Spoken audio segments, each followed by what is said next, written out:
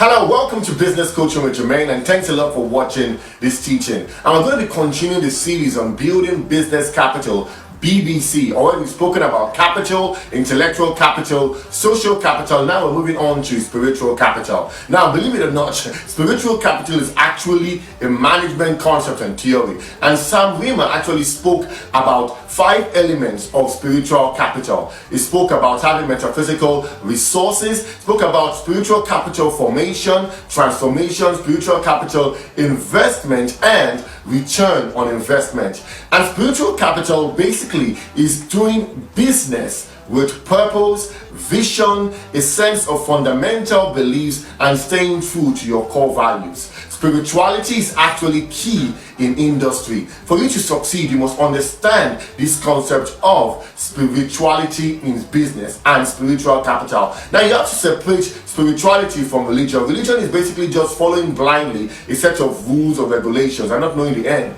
But spirituality is more about self-awareness. There's actually 10 criteria for high spiritual capital, and the first one is self-awareness, because knowledge of key principles in business would actually save you from ridicule in the workplace. So you must have knowledge of what you are doing when it comes to spiritual capital. And knowledge of what? First of all, knowledge of yourself and knowledge of those that you actually interact with in business. There's a key and a golden rule that you do unto people what you want to be done to yourself. That means love other people as you will love yourself. And this is key in business. The service you don't want to get, make sure you don't give it out to your customers. That's the spirituality in business. Having a heart. Let your company have what they call a corporate soul. Where does the corporate soul come from? It comes from we as human beings. You know, as human beings, we are tripartite beings. We are spirits, we live in a body, and we have a soul. And it also applies in business too. You have a corporate soul as a business. That is your mind. And the corporate soul is always thinking about, what am I going to get? That is the capitalistic corporate soul in any businessman or any entrepreneur or any business organization.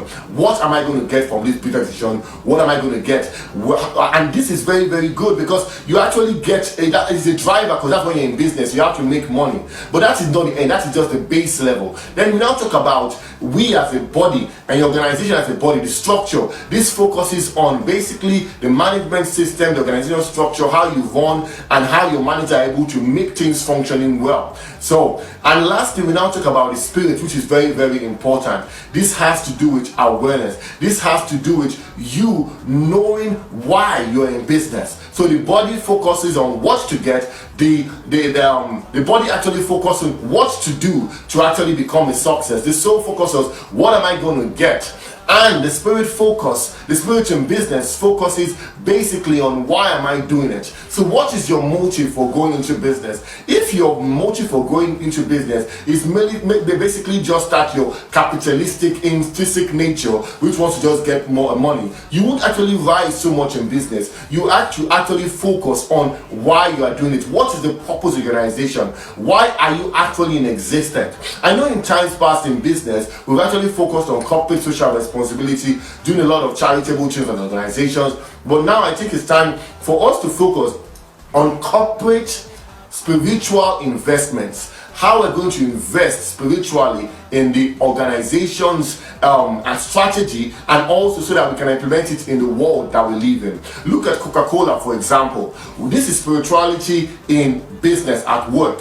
They actually use their vast distribution network to distribute polio vaccines in India and also HIV vaccines in Africa. You look at BP Petroleum in the UK. What it did in the spiritual concept in business is that they actually introduced a new slogan which talks about beyond petroleum. They are saying we are moving beyond just making profits, which is the what. We are moving beyond just the management, how we're going to get it done. We are moving on now into why we are doing it. We are not just focusing on petroleum, but we are moving into beyond petroleum, focusing on how we can actually benefit ourselves as a company and also the people that we serve. So that's what we must focus on spiritual capital investment in our communities, doing good and doing good for a good reason. Because love is very, very important in whatever you do. And I said you need to love what you do and also love those that you do it for. Spiritual capital investment is something that we can spend the whole day talking about. And I think I'm going to spend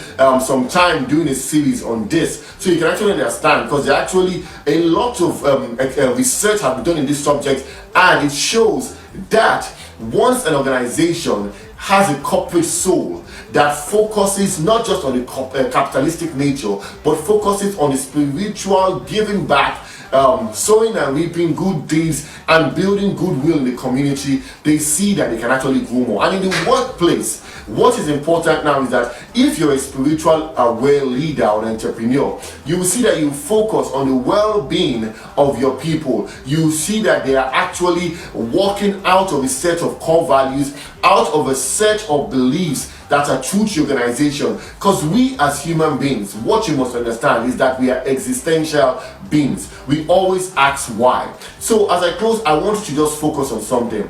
Why are you in business? Why are you doing what you're doing?